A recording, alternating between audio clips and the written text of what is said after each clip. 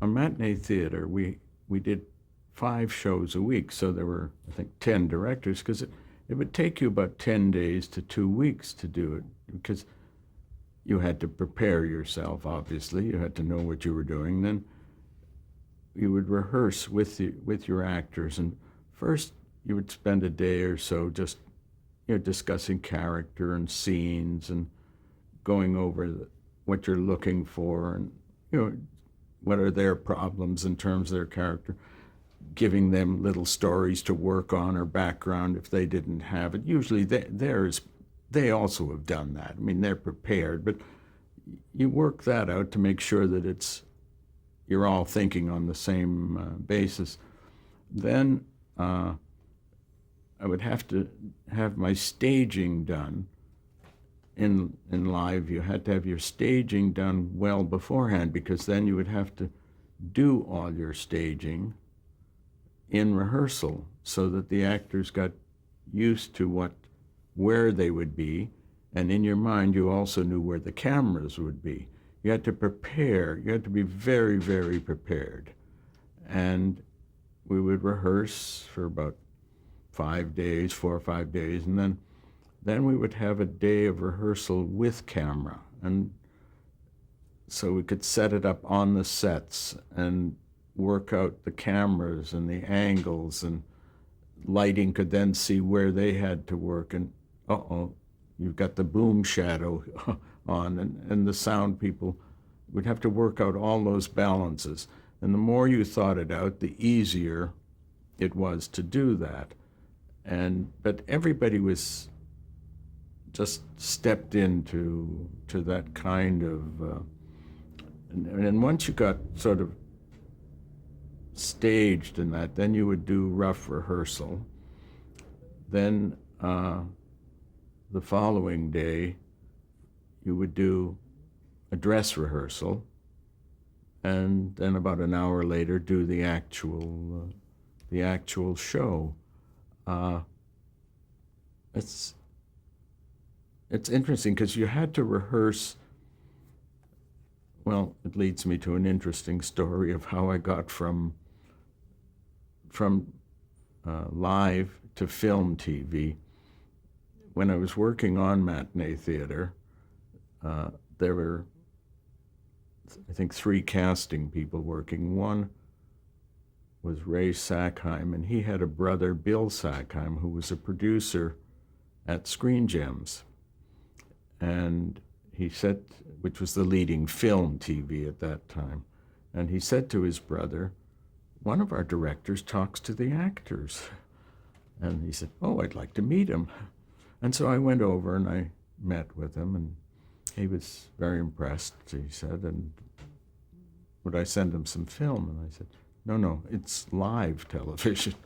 Well, he said, there must be a copy of something. I said, well, no, there are kinescopes, but they were poor quality. And so I commented to him that it was not good quality. He said, that doesn't matter. He said, just send it over. And I said, well, it's $94 and I can't afford it. And at the time I couldn't. And he said, as he says to me to this day, it'd be the best $94 you ever spent. And so I got a kinescope of one of the shows.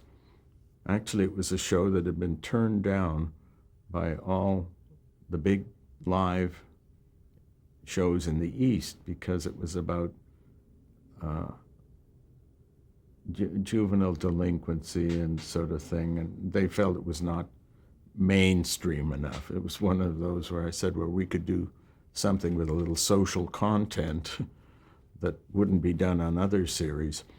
And I sent that over, and he was very impressed and showed it to the boss of Screen Gems, who said, yes, very good, but I'd like to watch him work. And so he came to a dress rehearsal of a show that I did. And, well, he'd never been to a live show. Well, if you're in a live television booth with all those flashing pictures that are going on, and director calling the shots and the technical director talking to the camera people, it's just, and the camera's moving and somebody lifting a cable and sneaking in, it's what I call organized chaos, and you can't help but be impressed even if everything is going wrong. And so he was very impressed by what it was, but he said after, he said, could I listen to you talk to the actors? And I said, no, he wanted to come between dress and show, to listen to my notes. And I said, no,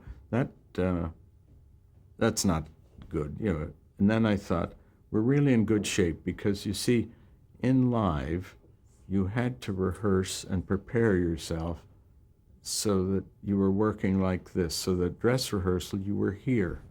Because if you were here, then when you come out back 45 minutes or an hour later, it's hard to repeat that. So you have to rehearse it and get it to there. And if you're here, you're going to have a tough time the rest of the way. So it was a very sort of pyramid build of rehearsal. That's the way you had to do it in live. And so I thought, gee, we're really in good shape. We got there, and I thought, there's nothing I want to say to the actors except you're hang in, you got it just right, and we'll be fine. So I said, well, let me ask the actors. And I went down to the green room, and I said that this head of the Screen Gems wanted to come and listen to me talk to them. No, because they didn't. Then they thought, too, they felt good. We all felt we're right there, and they thought, what the heck? Let them come. And so I brought them down, and they asked me every question they'd asked me all week. And I'm there answering things about emotions and their relationships and all. They put on such a show. I'm trying not to laugh as I'm going through all my depths of character and what to do and that. And he was so impressed. He said, would you like to do a film TV? I said, I'm sorry, I've never seen a camera. And I had no idea what a film camera looked like. And he said, come and look at one. And I went and watched somebody filming for one day, and next week I shot a half hour, and that started sort of that part of the career.